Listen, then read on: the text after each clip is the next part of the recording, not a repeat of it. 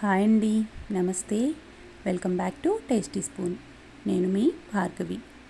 ఈరోజు చికెన్లో ఎక్కువ గ్రేవీ కావాలనుకునే వాళ్ళకి ఈ వీడియో చాలా బాగా ఉపయోగపడుతుందండి.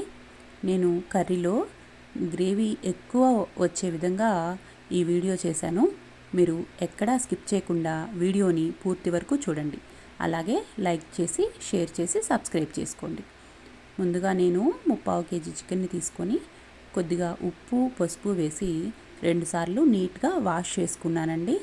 తర్వాత 1 స్పూన్ ఉప్పు, అలాగే 1/2 స్పూన్ పసుపు, 1 స్పూన్ అల్లం వెల్లుల్లి పేస్ట్ వేసి చికెన్లో కలిపి పక్కన పెట్టానండి. తర్వాత మిక్సీ జార్ తీసుకొని కొన్ని ఎండు కొబ్బరి ముక్కలు, అలాగే కట్ చేసుకున్న ఉల్లిపాయలు, అల్లం వెల్లుల్లి ముక్కలు, తర్వాత నానబెట్టుకున్న 10 జీడిపప్పులు వేసి మెత్తని పేస్ట్ లాగా చేసుకున్నానండి. ఈ విధంగా మెత్తగా పేస్ట్ లాగా చేసుకోవాలి.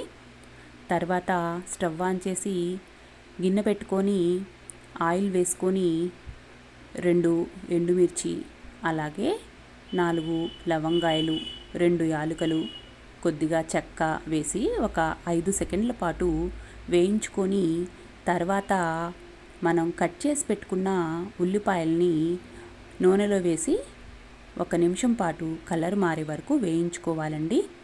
తర్వాత కట్ చేసి పెట్టుకున్న టమాటా ముక్కల్ని కూడా వేసి 2 నిమిషాల పాటు లైట్గా కలర్ మారే వరకు వేయించుకోవాలి. ఇప్పుడు మనం ముందుగా గ్రైండ్ చేసి పెట్టుకున్న పేస్ట్ని వేసుకోవాలి.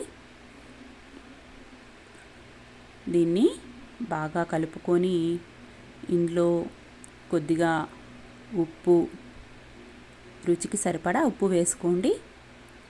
తర్వాత 1/2 స్పూన్ పసుపు వేసుకోవాలండి.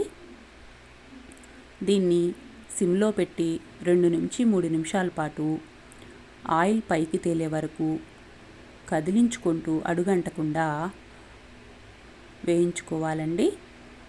ఈ విధంగా ఆయిల్ అంతా పైకి వస్తుంది. ఇప్పుడు మనం కలిపి పెట్టుకున్న చికెన్ని వేసుకోవాలి.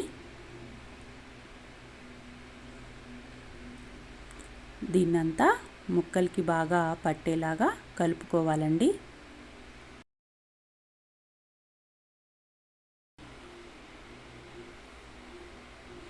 ఇప్పుడు మూత పెట్టి 5 నిమిషాల పాటు మీడియం ఫ్లేమ్ మీద ఉడికించుకుంటే ఈ విధంగా చికెన్లో నీరంతా బయటకు వస్తుందండి.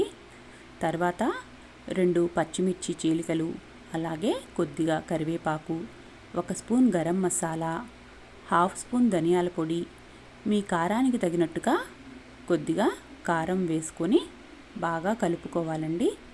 అలాగే సరిపడా నీళ్లు పోసుకోండి. దీన్ని సిమ్లో పెట్టి 10 నిమిషాల పాటు ఉడికించుకోవాలండి. ఈ విధంగా ఉడికించుకోవాలి. చివరగా కొద్దిగా కొత్తిమీర వేసుకొని 1 నిమిషం కలుపుకొని స్టవ్ ఆఫ్ చేసుకోవడమేనండి. ఎంతో టేస్టీగా ఉండే చికెన్ కర్రీ రెడీ అయిపోతుందండి. గ్రేవీ కూడా చూడండి, చాలా బాగా ఎక్కువగా ఉంది. మీకు తప్పకుండా నచ్చుతుందండి. మీరు మొదటిసారిగా నా వీడియో చూస్తున్నట్లయితే తప్పకుండా లైక్ చేసి షేర్ చేయండి. అంతే అండి. ఇప్పుడు సర్వింగ్ బౌల్లోకి తీసుకొని సర్వ్ చేసుకుందామండి. ఇది చపాతీలోకి, రైస్లోకి, దేంట్లోకైనా చాలా బాగుంటుందండి.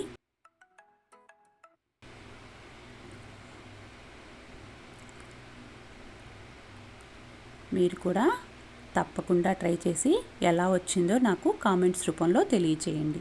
Thank you for watching video.